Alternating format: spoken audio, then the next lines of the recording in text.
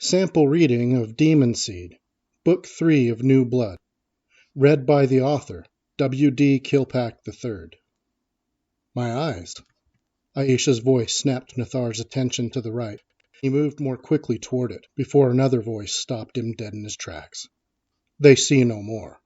The voice was incredibly deep and penetrated Nathar's frame to the core, freezing his every muscle into place. It was as heavy a bass as he had ever heard, clearly created by vocal cords more immense than trees. The sound alone made the very air vibrate with its power, and in turn, revived Nathar's urge to flee, but far more insistently. Aisha said, "But you found me, at long last." "Aye." Nathar shuddered, emerald eyes closing within the confines of the dawn cloak.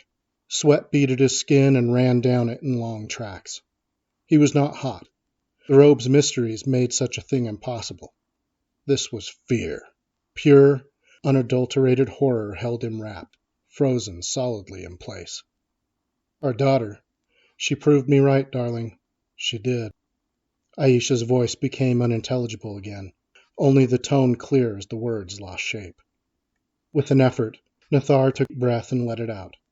He forced himself to regain some semblance of control, although even that exhalation of breath shook. "Who's there?" the voice boomed, with such force and power that Nathar staggered backward several steps. "Darling, what is it?" Aisha asked. But if she said more, it was lost in the sound of something moving across the stone. It was a massive tread that shook the ground as something of monstrous weight crushed things beneath it. Far worse, it came right at Nathar. Breath coming in quick gasps. He could not get his limbs to move. He could smell the beast god's overpowering musk, as well as the scent of something. The slope of bones to the right exploded outward as the creature burst through. Nathar dove for cover, barely keeping from crying out. Then he huddled in on himself in a crouch, covering his head with both hands. He pressed himself against the mountain of old bones, so many of them snapped, gouged by tooth and claw. Then nothing. The only sound was that of hundreds, no, thousands, of bones rolling down to the base of the chamber, dust and bits of grit rising into the air as the avalanche of bones closed the passage off to anything less than a giant far greater than any firstborn. Steadily, even that sound subsided, then nothing more.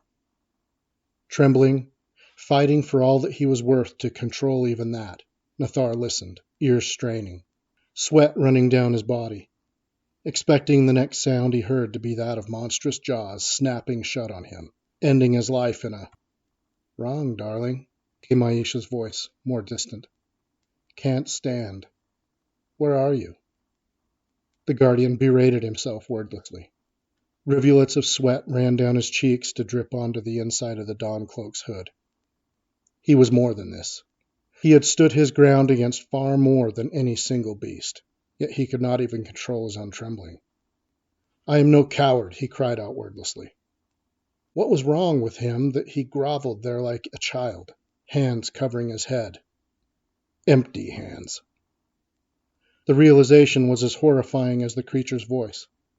He had not kept hold of his sword. His panic was so great that he had thought only of survival. The thought died, fading like a last breath as the most dreaded of all realizations came upon him. He was unarmed. "I will face it," he thought grimly, as much an order as a plea. In the back of his mind, he thought it strange that, in that moment of imminent death, he would finally win out against the trembling, that he would finally conquer the fear that had kept him rooted so solidly in place. Nathar turned his head and gazed toward the cloud of dust that still filled the air, and something moved within it. The creature was bigger than anything he had ever seen with his own eyes, although details were lost in the fog of dust and mites. Its head was long and somewhat narrow, a crown of spikes atop it, reaching backward like hair being blown in high wind. The head was mounted atop a long, slender neck that bent and moved slowly, methodically, giving the hidden eyes different angles, searching.